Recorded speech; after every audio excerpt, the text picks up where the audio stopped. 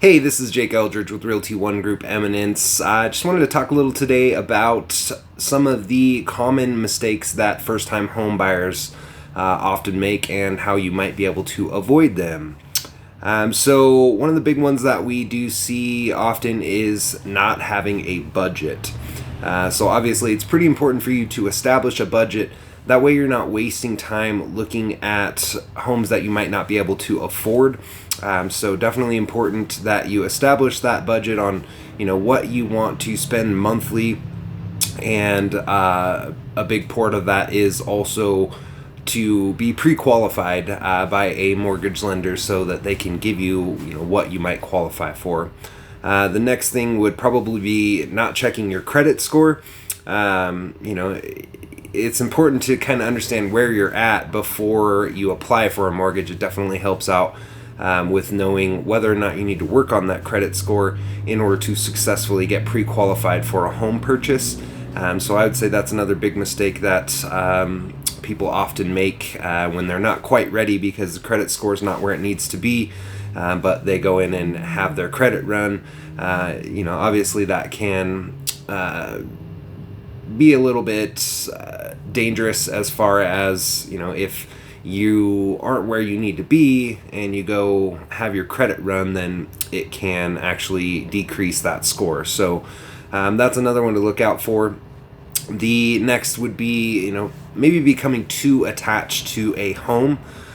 Be sure that you keep your options open when you are shopping, because obviously you're going to have competition out there. That maybe someone that has similar tastes as you is also looking for a home, and sometimes it's not always possible to get into that particular home that you grew really attached to, because there is competition out there, and there might be somebody that is better qualified or has a little bit better of an offer.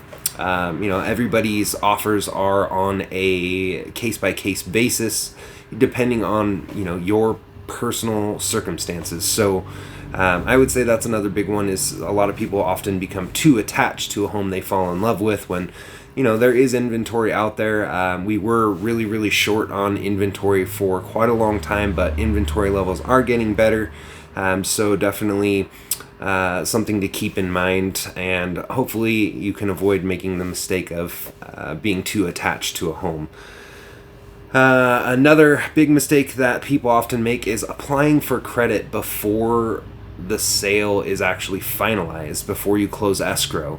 Avoid making any purchases that might change your credit, because if you write an offer successfully and you go into escrow and then during that process you establish a new debt, oftentimes underwriting can find that and it'll throw your debt to income ratio off, to where now you're no longer can qualify for the mortgage to purchase that home. So make sure that before you make any big purchases, and please avoid purchases that might change your credit until, again, after you have closed escrow on the sale of the home. The next one I would say is probably foregoing inspections. Make sure to cover your bases with a report of any potential repairs that are out there. When inventory was really short, we were seeing people waive inspections, but I never recommend that. You always want to know when purchasing a home. Obviously, it's a large purchase. It's usually the largest purchase of a person's lifetime. So when you're making such a large purchase and an important decision, it's very important that you do get a home inspection done and know what is wrong with that house, or what could potentially be wrong with that house in the future. And getting a home inspection will help you to avoid that. Another big mistake that people make is underestimating costs. So be aware of your mortgage amount, any closing costs that might be associated with that, utility costs, things like that. You want to make sure that you have a good understanding of what your outgoing money is going to be once you have made the purchase of that home. And then lastly, spending your entire budget. So, again, once you get pre-qualified, They give you an idea of what your maximum is, right? But that doesn't necessarily mean you have to spend that maximum. Make sure you do save enough money for expenses and emergencies that might come up. The last thing you want to do is, not be able to afford that extra expense or emergency that comes up because you are literally pouring all of your income out towards that mortgage payment every month. So just keep that in mind. Well, I hope this was valuable for you guys. If you do have any questions regarding real estate, please don't hesitate to contact me. You can call me 7 days a week on my cell phone at 775-378-4976.